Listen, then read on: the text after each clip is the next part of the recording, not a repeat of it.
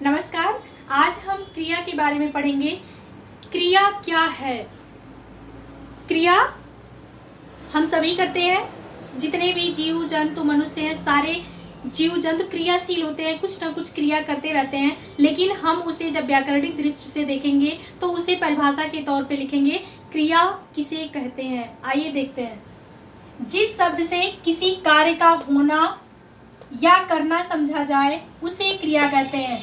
जैसे खाना, पीना, आना, जाना आदि।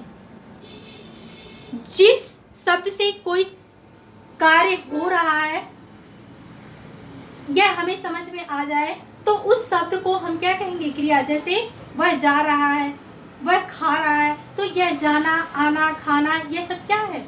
क्रिया को बोध कराने वाले शब्द है।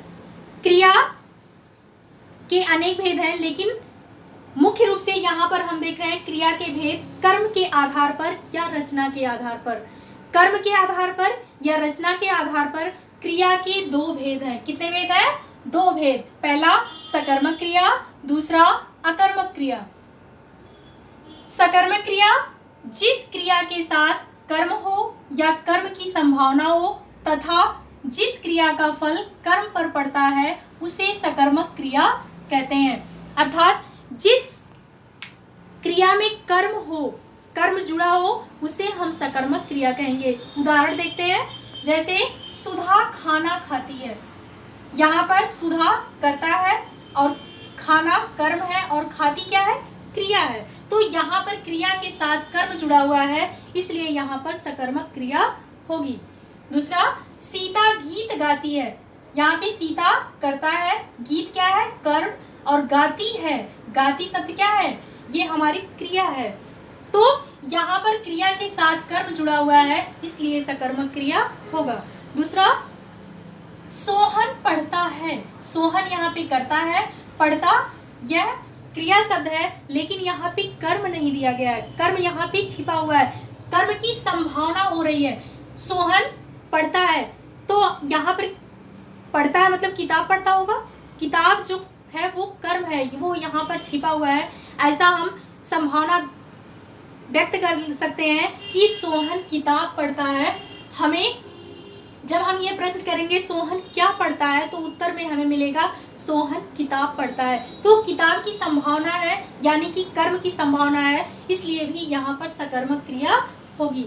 दूसरा इसका भेद है अकर्मक क्रिया।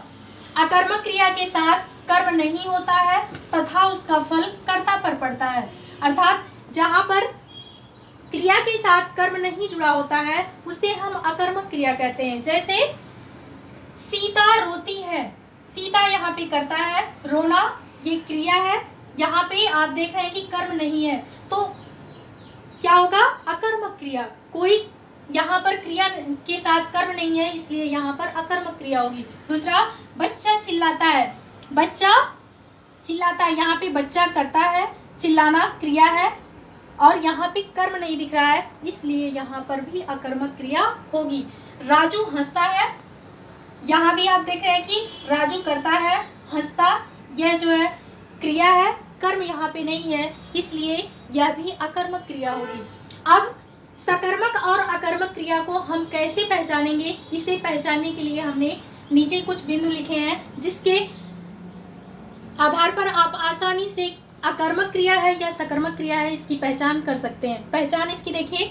सकर्मक क्रिया की पहचान होती है जब हमें क्या और किसको प्रश्न का उत्तर मिले तो सकर्मक क्रिया होती है।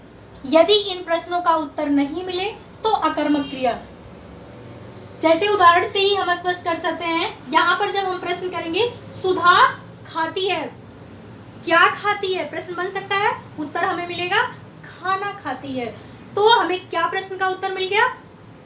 दूसरा, किसको? सोहन किसको पढ़ता है? किताब को पढ़ता है। यहाँ पर किताब को छिपा हुआ है, तो यहाँ पर लेकिन हमारे प्रश्न का उत्तर मिल रहा है, इसलिए यहाँ पे सकर्मक क्रिया होगी। लेकिन यहाँ पे हम देखें सीता रोती है। सीता क्या रोती है? ये प्रश्न ही नहीं बना और ना ही इसका हमें कोई उत्तर मिल सकता है। तो जहाँ पे हमें क्या और किसको प्रश्न का उत्तर नहीं मिलेगा वहाँ पे अकर्मक क्रिया होगी। अब तक हमने कर्म के आधार पर क्रिया के दो भेद देखे, सकर्मक क्रिया और अकर्मक क्रिया। अब क्रिया के कुछ अन्य भेद भी जान लेते हैं। क्रिया के अन्य भेद, जैसे पहला है सहायक क्रिया। सहायक क्रिया मुख्य क्रिया के साथ जुड़कर अर्थ को स्पष्ट एवं पूरा करने में सहायक होती है।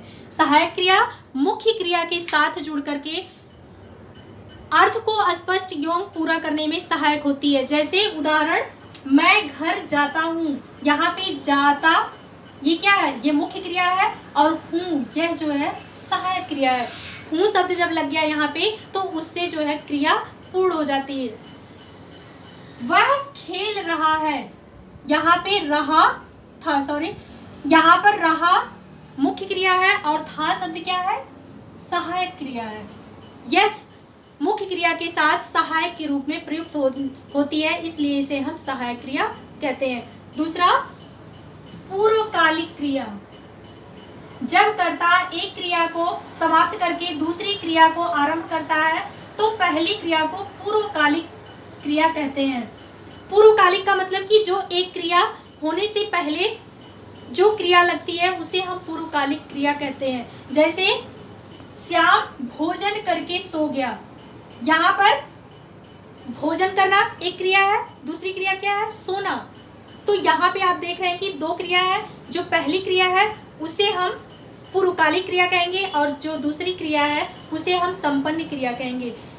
यहाँ पर देखिए, भोजन करके पूर्वकालिक क्रिया है एवं सो गया दूसरी संपन्न क्रिया है। इससे हमारा वाक्य पूर्ण हो जाता है।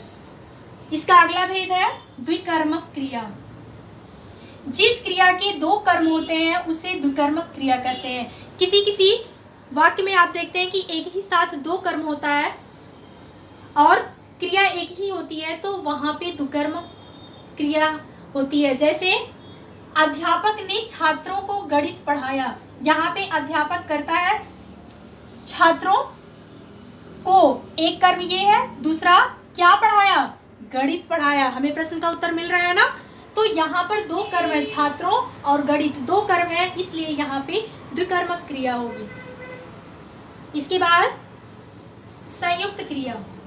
जब कोई क्रिया दो क्रियाओं के संयोग से बनती है तब उसे संयुक्त क्रिया कहते हैं। अर्थात जब कोई दो क्रिया एक ही साथ प्रयोग की जाती है, एक साथ जुड़ करके वाक्य का निर्माण करती है, तो उसे हम संयुक्त क्रिया कहते हैं। जैसे वह दिन भर आता जाता है, दिन भर आता जाता मतलब आना और जाना उसका लगा रहता है। यहाँ पर दो क्रिया एक साथ प्रयुक्त हुई है, इसलिए इसे हम संयुक्त क्रिया कहेंगे। एक साथ दोनों क्रियाएं जुड़ी है।